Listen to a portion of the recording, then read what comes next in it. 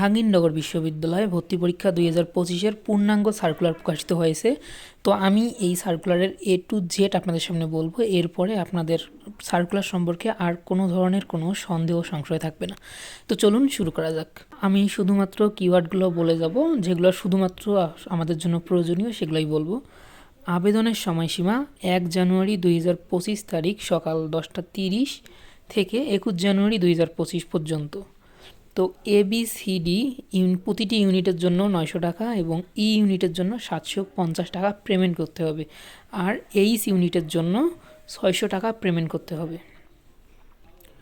আবেদন ফির সাথে 1.2% সার্ভিস চার্জ কাটবে, অর্থাৎ আপনারা 900 টাকা দিয়ে আবেদন করবেন, কিন্তু আপনাদের ফোনে একটু বেশি রাখবেন কারণ এটা সার্ভিস চার্জ হিসেবে কাটবে। ভর্তি পরীক্ষার সম্ভাব্য তারিখ 9 ফেব্রুয়ারি 2025 থেকে 19 ফেব্রুয়ারি 2025। এই তারিখের মধ্যে শুক্রবার শনিবার ব্যতীত যে কোনো দিন ওয়ার্কিং ডের মাঝে পরীক্ষা নেবে যে কোনো ইউনিটের।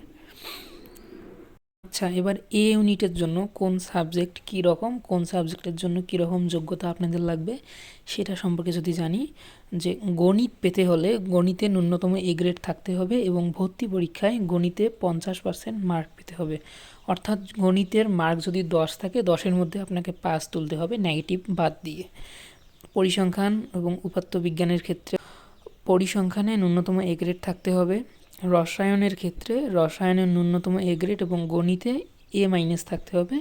রসায়ন অংশের ন্যূনতম 60% মার্ক পেতে হবে। আর পদার্থবিজ্ঞানের ক্ষেত্রে পদার্থবিজ্ঞান গণিতে পৃথকভাবে ন্যূনতম এ গ্রেড থাকতে হবে। ভূতাত্ত্বিক বিজ্ঞান, পদার্থবিজ্ঞান, রসায়ন ও গণিতে পৃথকভাবে ন্যূনতম এ গ্রেড থাকতে হবে। কম্পিউটার সায়েন্স অ্যান্ড ইঞ্জিনিয়ারিং, এখানে গণিত ও পদার্থবিজ্ঞানে পৃথকভাবে A+ থাকতে হবে। A+ না থাকলে আপনি এই সাবজেক্টের জন্য এলিজিবল হবেন না। এবং ভর্তি পরীক্ষায় গণিত ও পদার্থবিজ্ঞানে পৃথকভাবে ন্যূনতম 60% নাম্বার পেতে হবে। আর পরিবেশ রসায়নের ক্ষেত্রে গণিত, রসায়ন, পদার্থবিজ্ঞান, জীববিদ্যায় পৃথকভাবে ন্যূনতম A- গ্রেড থাকতে হবে। এবার যদি আমরা সমাজবিজ্ঞান অনুষদের দিকে তাকাই, অর্থাৎ বি ইউনিট, অর্থনীতি পেতে গেলে ইংরেজি, গণিত, অর্থনীতি বা অর্থনীতি ও বাণিজ্যিক যেটা যার থাকে এগুলোতে পৃথকভাবে ন্যূনতম এ গ্রেড পেতে হবে এবং ইংরেজি ও সাধারণ গণিতে পৃথকভাবে ন্যূনতম 50% মার্ক পেতে হবে। ভূগোল ও পরিবেশের ক্ষেত্রে বাংলা, ইংরেজিতে পৃথকভাবে ন্যূনতম A- গ্রেড থাকতে হবে। সরকার ও রাজনীতির ক্ষেত্রে সেম, নৃত্যবিজ্ঞানের ক্ষেত্রেও সেম। তারপর নগর ও অঞ্চল পরিকল্পনা, এর ক্ষেত্রে গণিত ও ইংরেজিতে পৃথকভাবে ন্যূনতম এ গ্রেড থাকতে হবে। লোক প্রশাসনের ক্ষেত্রে ইংরেজিতে ন্যূনতম A- গ্রেড থাকতে হবে।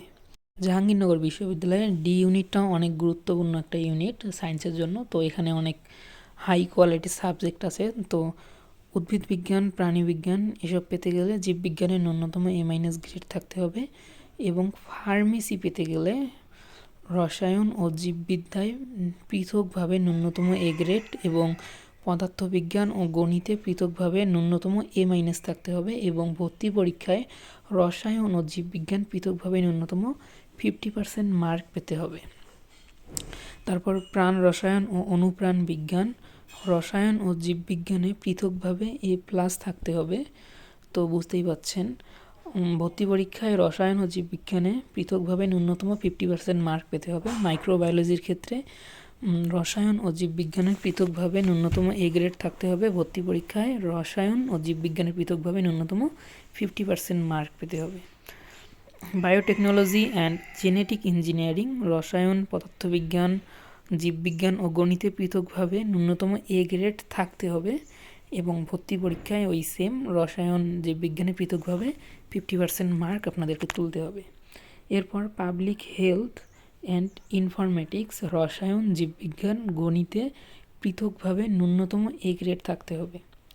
আচ্ছা, এরপর ইউনিটের কথা আপনারা এটা দেখে নেবেন। এই ইউনিট তো আমরা চলেন মেইন ফোকাসে যাই। তারপর এই ইউনিটটা যদি বলি, ইনস্টিটিউট অফ ইনফরমেশন টেকনোলজি, এখানে গণিত ও পদার্থবিজ্ঞানে পৃথকভাবে ন্যূনতম এ গ্রেড থাকতে হবে এবং গণিত ও পদার্থবিজ্ঞানে পৃথকভাবে ন্যূনতম 60% মার্ক পেতে হবে ভর্তি পরীক্ষায়। আচ্ছা, আমি শুধু মাত্র কিওয়ার্ডগুলো বলতেছি, অর্থাৎ যেগুলো আপনাদের লাগবে সেগুলাই বলতেছি। তো ভর্তি পরীক্ষায় MCQ পদ্ধতিতে নেওয়া হবে এবং প্রতিটি ভুল উত্তরের জন্য 0.20 নাম্বার কাটা যাবে। তো ভর্তি পরীক্ষা 80 নম্বর এমসিকিউ এর মধ্যে অনুষ্ঠিত হয়। পরীক্ষার সময় থাকে 55 মিনিট। ওএমআরের জন্য আলাদা 5 মিনিট সময় দেওয়া হয়। ভর্তি পরীক্ষা শেষ হওয়ার সর্বোচ্চ 7 দিনের মধ্যে ফল প্রকাশ করা হয়, কিন্তু এটা এখানে লিখছে। তো ভর্তি পরীক্ষা যেদিন হয় আর কি, ভর্তি পরীক্ষা একটা ফ্যাকাল্টি শেষ হলে, অর্থাৎ এই ইউনিটের ভর্তি পরীক্ষা শেষ হলে আপনি দেখবেন, আপনি যদি রাস্তায় ঢাকার জ্যামে পড়েন, তো রাতে যদি পৌঁছানো লাগে, আপনি বাসে বসেই আপনার রেজাল্টটা পেয়ে যাবেন। আচ্ছা, এরপর আমরা যদি মান বন্টনটা দেখি, এই ইউনিটের ক্ষেত্রে বাংলা 4, ইংরেজি 4, গণিত 24, পদার্থবিজ্ঞান 24 এবং রসায়নে 24 নম্বর। এই মোট 80 নম্বরের পরীক্ষা হবে। বি ইউনিটে বাংলা 20, ইংরেজি 20, সাধারণ গণিত 20, সাধারণ জ্ঞান 15 ও যৌক্তিক বিশ্লেষণে 5 নাম্বার। সি ইউনিটের ক্ষেত্রে বাংলা 15, ইংরেজি 15, সাধারণ জ্ঞান ও বিভাগ সংশ্লিষ্ট অন্যান্য বিষয়ে 50 নাম্বার। C1 ইউনিট, এটা আপনারা দেখে নেবেন। আমি ডি ইউনিটের কথা যদি বলি, বাংলায় 4 নাম্বার, ইংরেজিতে 4 নাম্বার, বুদ্ধিমত্তা অর্থাৎ IQ এ 4 নাম্বার, রসায়নে 24 নাম্বার, জীববিজ্ঞানে 24 নাম্বার। এই জীববিজ্ঞান 24 নম্বরের মধ্যে উদ্ভিদ বিজ্ঞান থেকে 22 নম্বর এবং প্রাণী বিজ্ঞান থেকে 22 নম্বর। এই মোট 80টা কোশ্চেন এমসিকিউ থাকবে। আচ্ছা, এই ইউনিটটার যদি বলার চেষ্টা করি, এই ইউনিটে বাংলায় 5, ইংরেজিতে 5, গণিতে 25, পদার্থবিজ্ঞান 25 এবং আইসিটিতে 20 নাম্বার থাকবে। আচ্ছা, এবার আবেদন প্রক্রিয়া ওয়েবসাইট থেকে করতে হবে এবং ছবি ও স্বাক্ষর আপলোড করতে হবে। আচ্ছা, এবার আমরা সহায়তায় চলে আসলাম। তো আপনারা আবেদন, এবার বেশ কিছু পরিবর্তন এসেছে।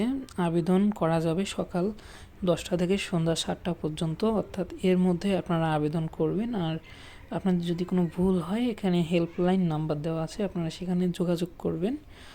সো ইমেল করতে পারেন। কিছু পরিবর্তন বলতে, আপনারা যারা যারা একাধিক ইউনিটে আবেদন করবেন, তাদের জন্য একটা মোবাইল নাম্বারে আবেদন করা যাবে না, আপনারা একাধিক মোবাইল নাম্বারে আবেদন করতে পারবেন।